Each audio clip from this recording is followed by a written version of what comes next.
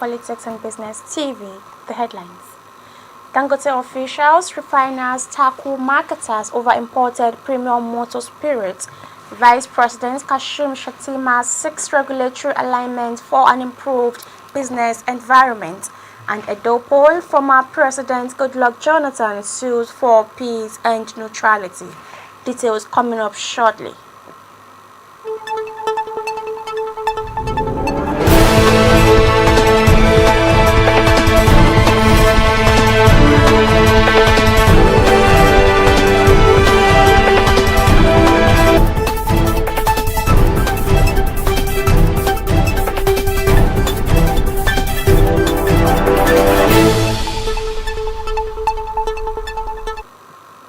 Welcome back. I am Idris Amina.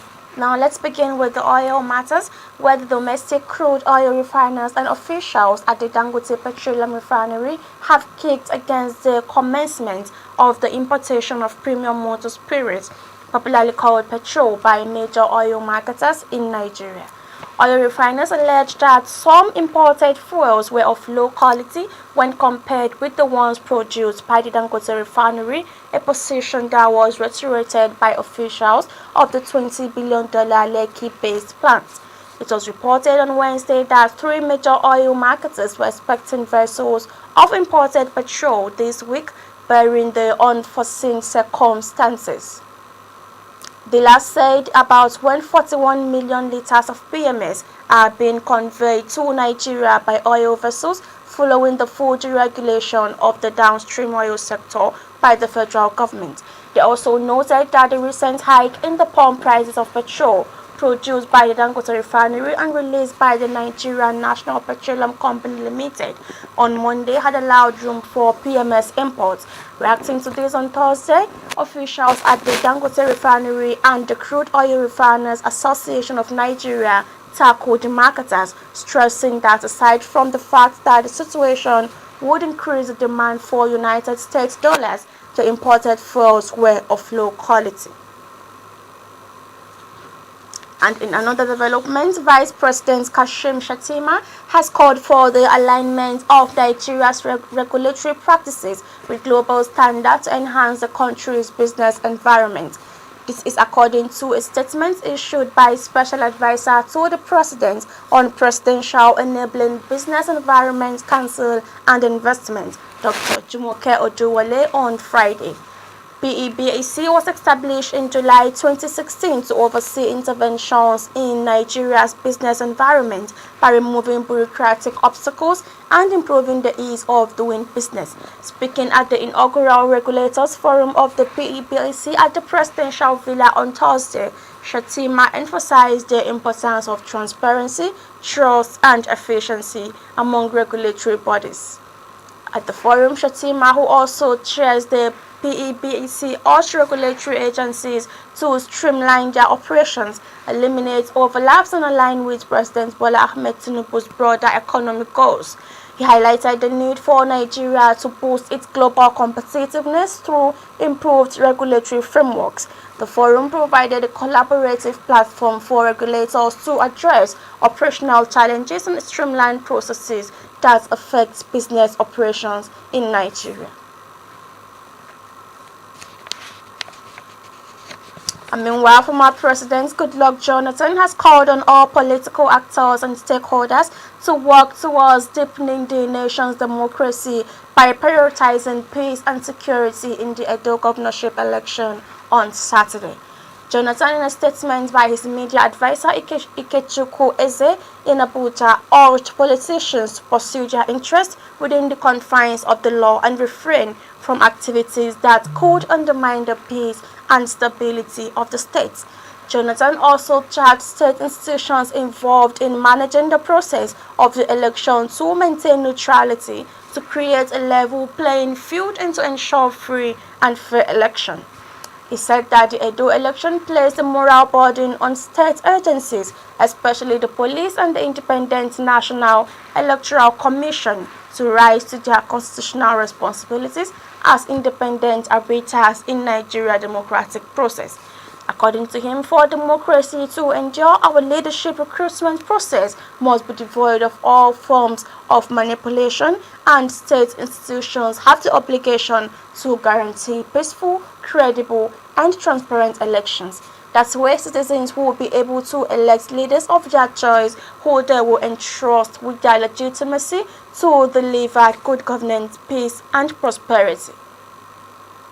This is news analysis coming to you on Politics and Business TV. Still to come, Abuja Metro Rail transported over 250,000 passengers in 100 days. Details of this and more after the break.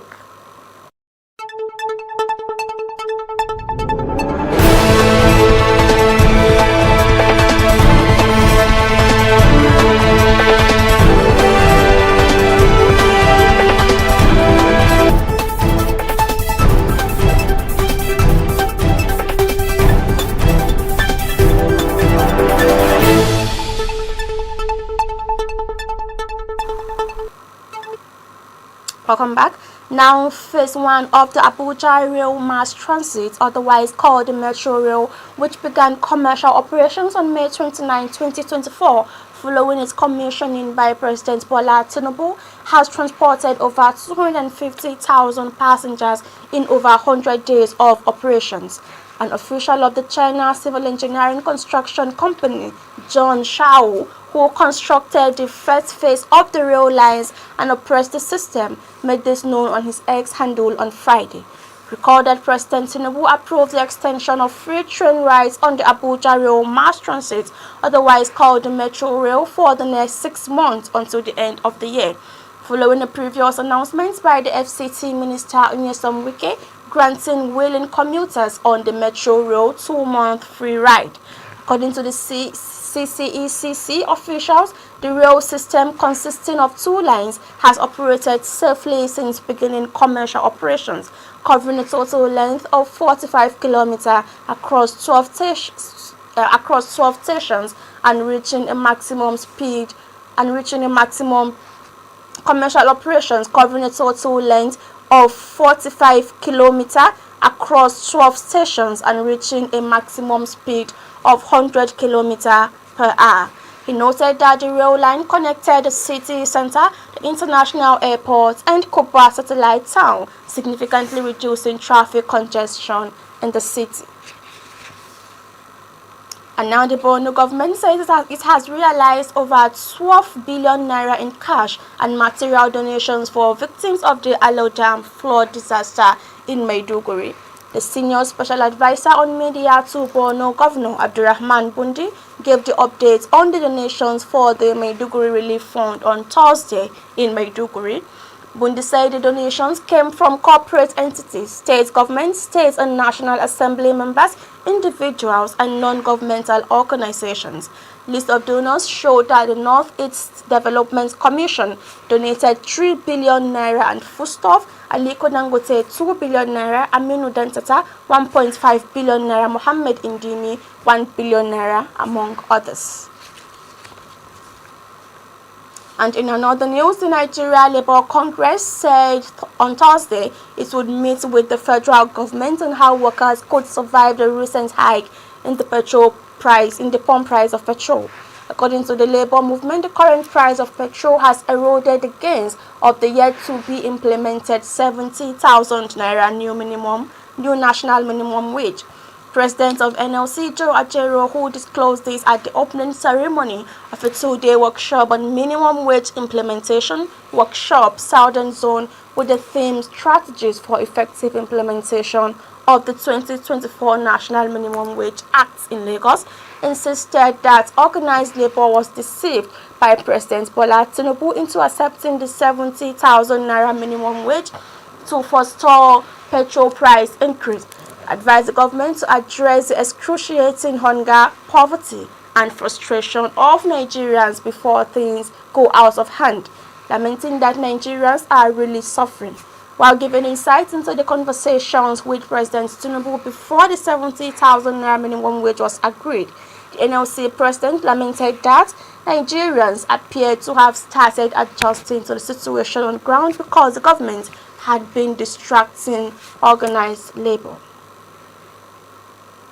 Still, you're watching news analysis live on Politics and Business TV. One day into the Edo State governorship election, the three major political parties, Labour Party, People's Democratic Party, and All Progressive Congress, the Christian Association of Nigeria, and former President Goodluck Jonathan, have tasked the Independent National Electoral Commission and security agencies on credible balloting. What is the update on the election and how far is the preparation so far? Join us after the break as we hear from Mr. Tolu, our political correspondent, who will be joining us via phone call. See you after the break.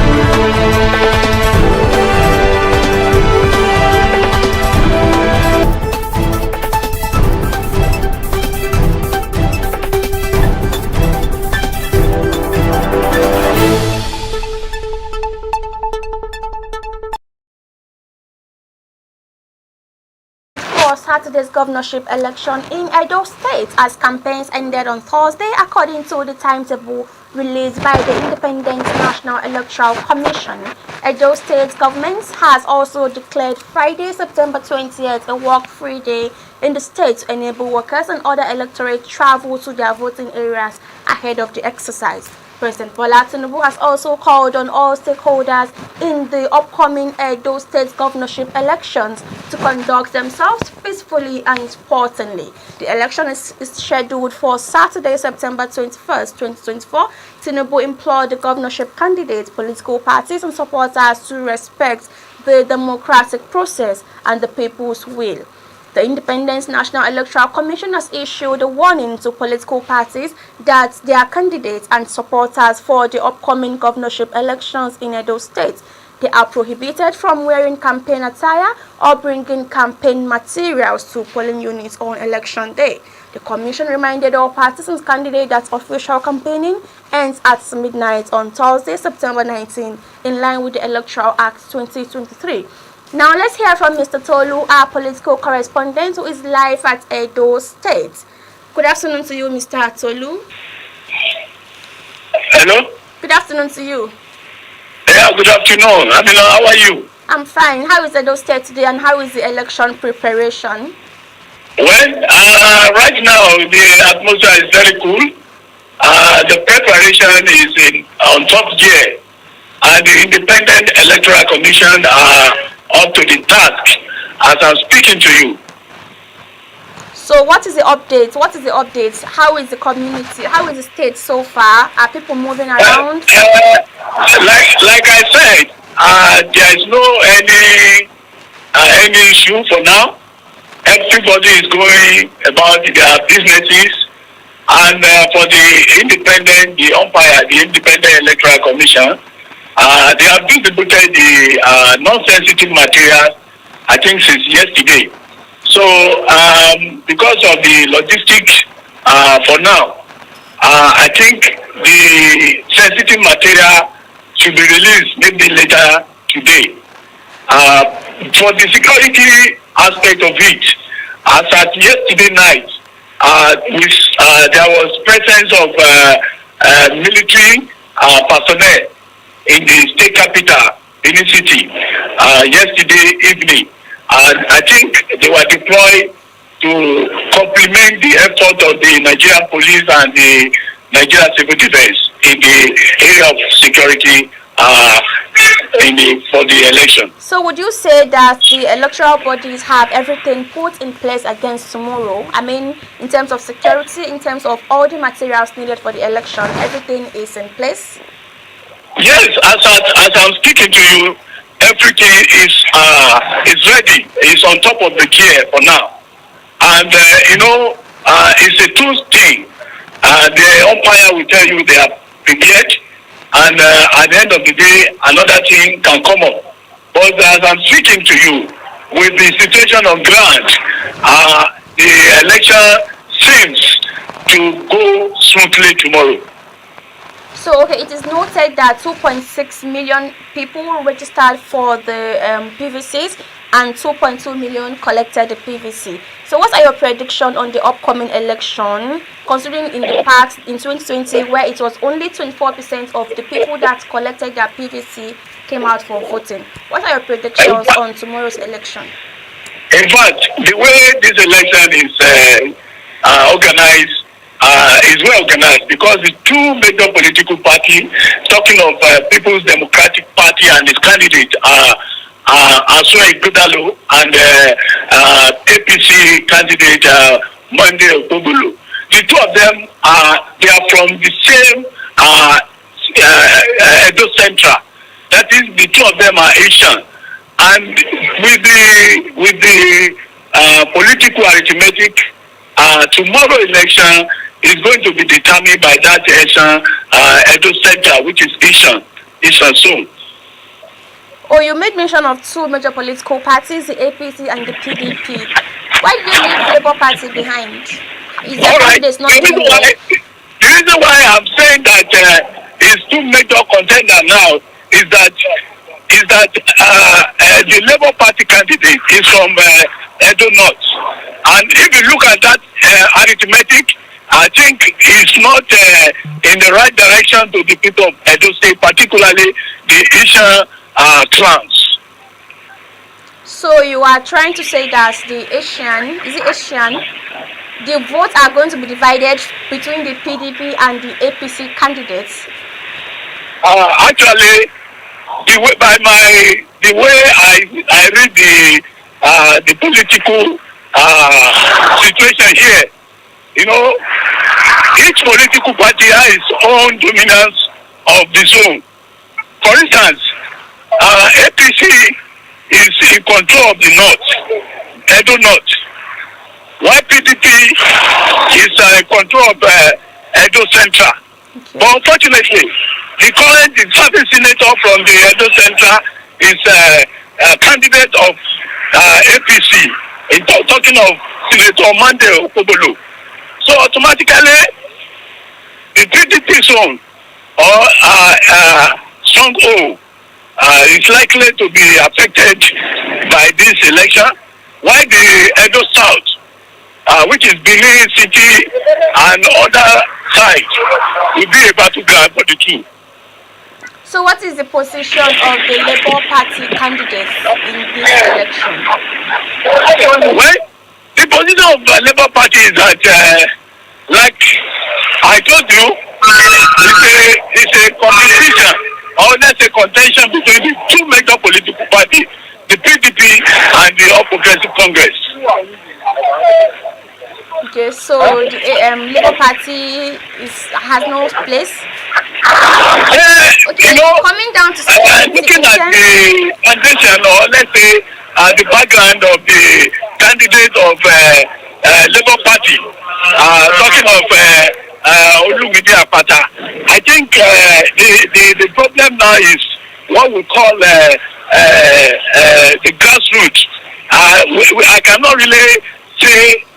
I mean, talk of it's a grassroots movement, particularly from the area that it comes from, because this is the area that Senator Adam Osomale is having upper hand. From your background, the place is really busy. Where exactly are you in? We are on our way to Isha. We are going to Edo Central right now. Because that is where the activity is going to take place. Okay, by we you mean you and the other electoral, you and who? Yes, me and my other colleagues are on our way to Isha Central. Okay, That that's is where the where two major political parties, the PDP and the APC, are coming from. So, going back to the security personnel, how equipped is the state against tomorrow? And I hope the presence of the security personnel is not affecting the movements of the masses in the state. With the way I see the security situation now, it's just for the protection of life and property of the people of the state. It's not to intimidate anybody.